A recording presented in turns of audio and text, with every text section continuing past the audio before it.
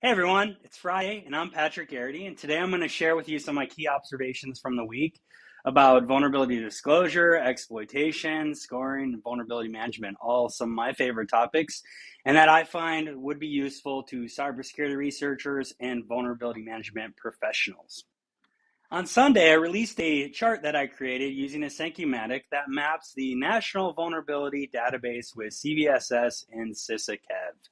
By mapping the 945 exploited vulnerabilities in CISA-CAV, it becomes quite evident that relying on CVSS alone to achieve similar prioritization results would require an insurmountable amount of work effort. This realization is pretty simple. It leads us to the importance of incorporating threat intelligence sources like CISA-CAV, Mandiant, Gray Noise, Intel 471, and other vulnerability intelligence sources into our prioritization processes, right? Before considering traditional prioritization scoring methods like CVSS.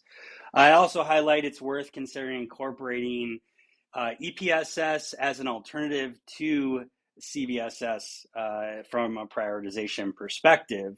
And then further, it's really important to consider asset context along with vulnerability intelligence so that you have a better understanding of the specific environment, system dependencies, and potential impact on critical assets. EPSS as an alternative to CVSS from a prioritization perspective. And then further, it's really important to consider asset context along with vulnerability intelligence so that you have a better understanding of the specific environment, system dependencies, and potential impact on critical assets. Moving on to Monday, I examined the changes proposed for first CVSS in the V4 public preview and analyzed the historic base score distribution over time and the changes between V2 and V3. A few observations. Probably the biggest takeaway I would say is that in 2015, the adoption of CVSS version 3.1, the most notable change was that we had an increase in vulnerability scoring in the range of 8 to 8.9. Moving on to Tuesday, I continued to dive further into the world of CVSS scoring, one of my favorite topics, and map the base scores from CVSS 3 to the version 4 calculator. This exercise provides valuable insights into how future vulnerabilities might be scored, and something I'm working on is rescoring older vulnerabilities with the new system. More to come on that next week. It's really important that the attributes itself within CVSS can be extremely useful for vulnerability practitioners. The base scoring, not so much as CVSS highlights. Also on Tuesday, the Cybersecurity and Infrastructure Security Agency issued a binding operational directive 2302 focusing on mitigating the risk from internet exposed management interfaces. Big no-no in the cybersecurity space. Do not put your management interfaces on the internet. Improperly configured network devices pose significant vulnerabilities, especially when their management interfaces are directly connected to the public-facing internet.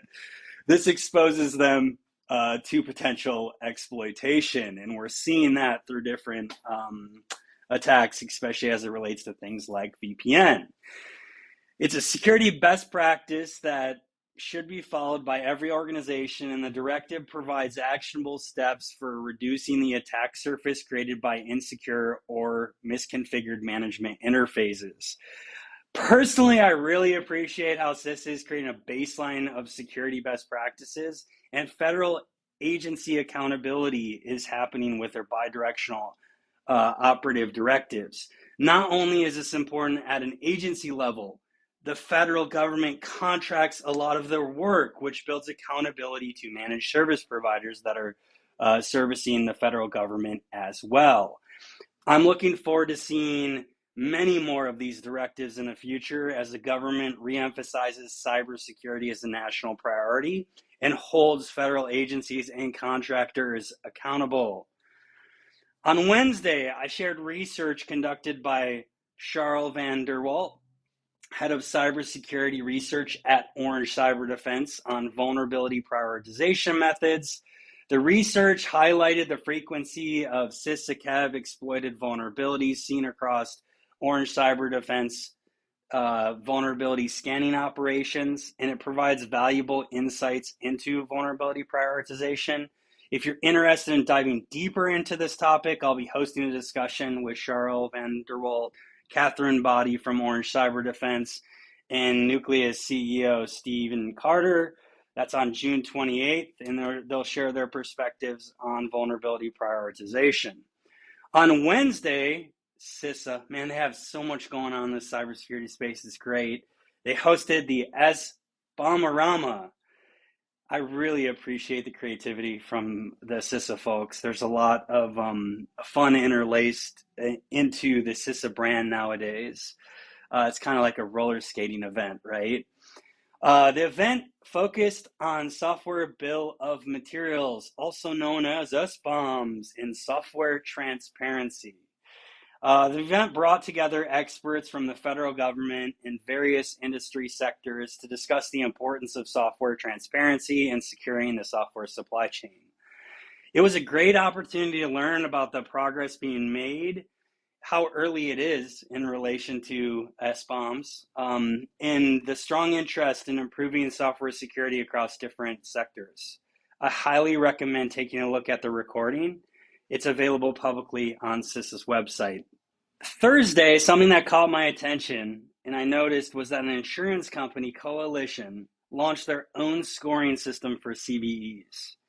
The scoring system appears similar to EPSS and leverages gray noise intelligence, Metasploit, and integration with other scoring systems such as EPSS and CVSS. It's interesting to see an insurance provider launch a new vulnerability scoring system.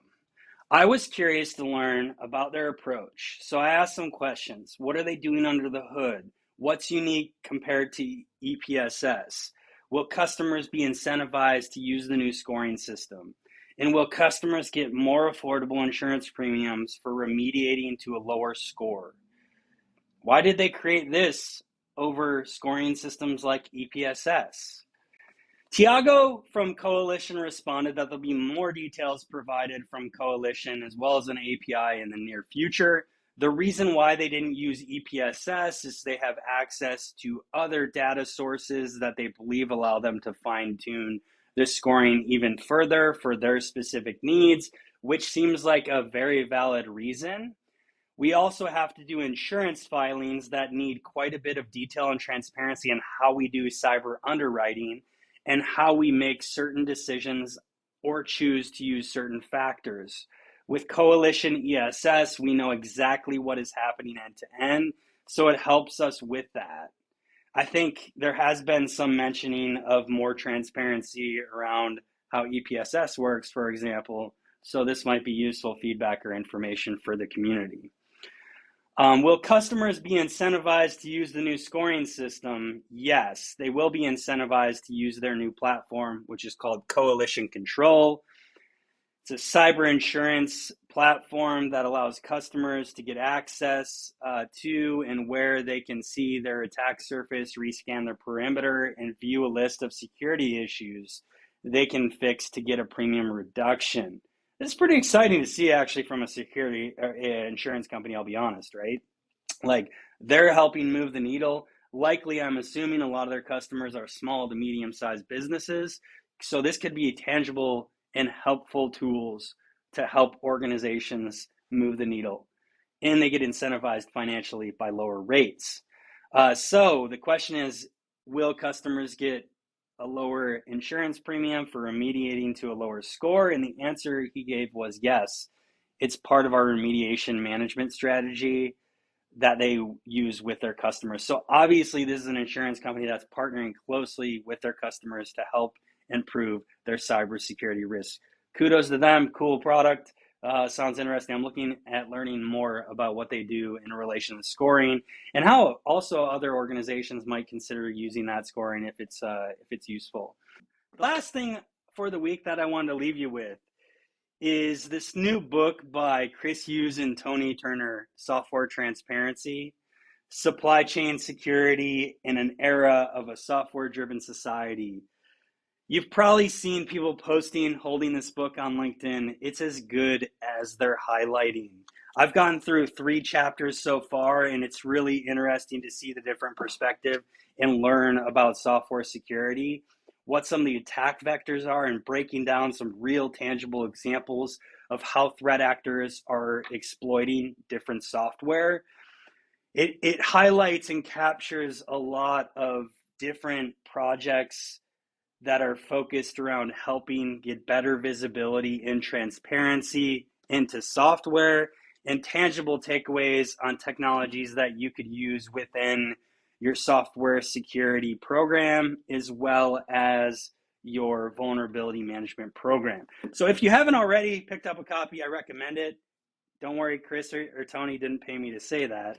It really is as good as people are making it out to be. So highly recommend it. And that wraps up a quick recap of some of the research that I shared this week and posts that interested me as it related to vulnerability management on LinkedIn. I hope you find these key takeaways insightful and thought-provoking. For more information, please feel free to check out my LinkedIn posts. And I'll try and continue to do this on a somewhat regular basis to share useful and practical information that you can incorporate into your vulnerability management and application security programs.